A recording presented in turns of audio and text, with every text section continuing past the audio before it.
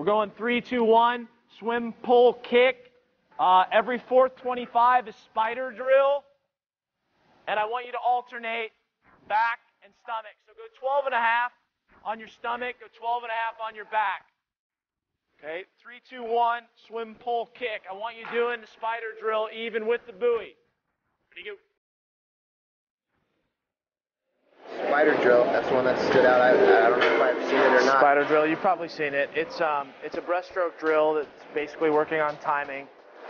It teaches the kids to coil and uncoil at the appropriate time. So basically all they do is bring their hands in and their knees in at the same time. Get your ankles up towards your butt, and then you just kind of spring forward. You look kind of like a spider, I guess. Maybe more like a crab.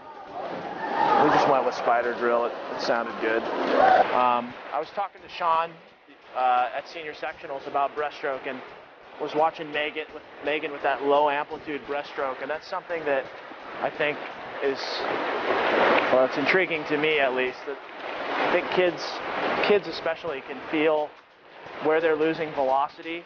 They've got a pretty good feel. And with that low amplitude breaststroke, that kind of hovering over, you can really feel kind of your weak points, and we're starting to get into a little bit more Megan Gendrick type breaststroke. I think that's kind of a wave of the future there.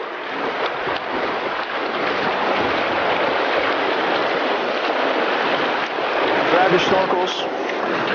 We're going 425s on the 35.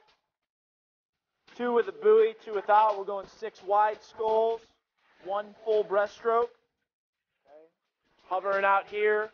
I want you starting out here, wide scull, coming in, shooting it around, coming out slowly, 6 sculls, then around. Okay? Focusing on your in sweep. Okay? 425s, we're going to go 2 with buoy, 2 without, all with snorkels. Okay? 350s on the minute. First 25 is 1 pull out, 1 stroke. Second 25 is 4 strokes total with flutter. Okay? 350s like that on the minute. Then we're going 100 on the 140. Actually, we'll do that on the 150. We'll go 50 pull, head up breaststroke. Okay. Second 25 is head down, drop the buoy, same thing. Okay. We'll do that on the 150. So 425s, 350s, 100, 3 times through that. Go right here on the bottom, ready to go.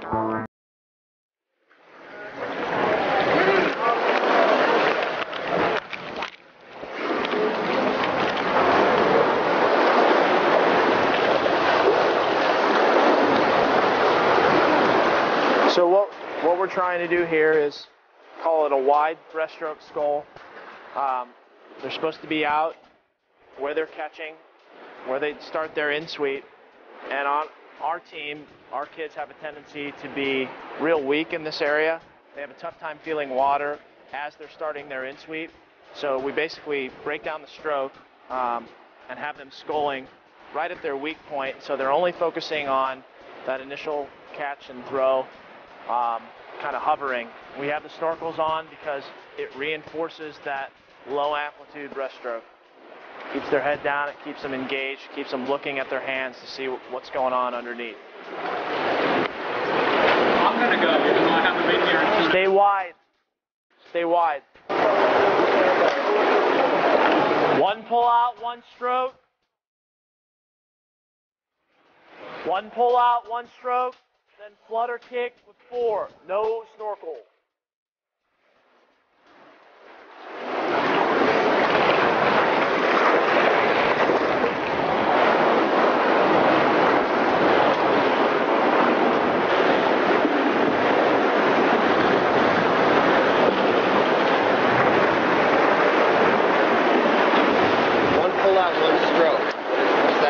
So again, we're a little weak on pull-outs.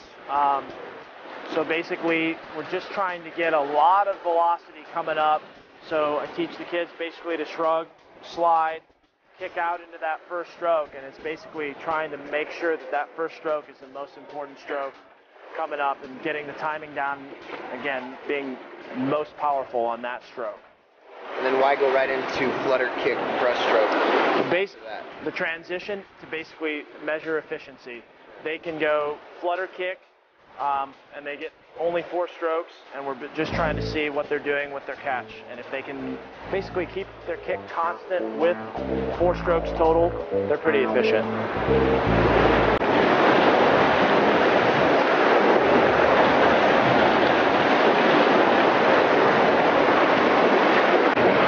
I stole that one from, God, I don't remember the coach. Had an article in one of the ASCA magazines, and basically it's just power moving forward. It's a compromised position to put the body in, and you can't get a lot of leverage on the water, and so you're just kind of barreling forward, and basically it's about hand speed, how fast you can power the hands forward with your head up.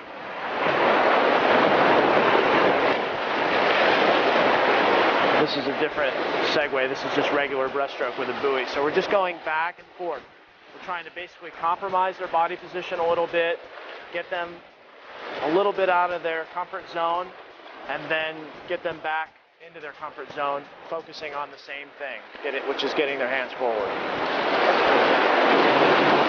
Snap forward, snap the hands.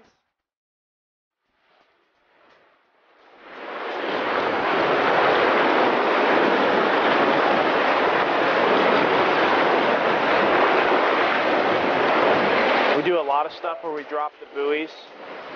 So we pull for a while, and then I'll just have them drop the buoys midway and swim without it.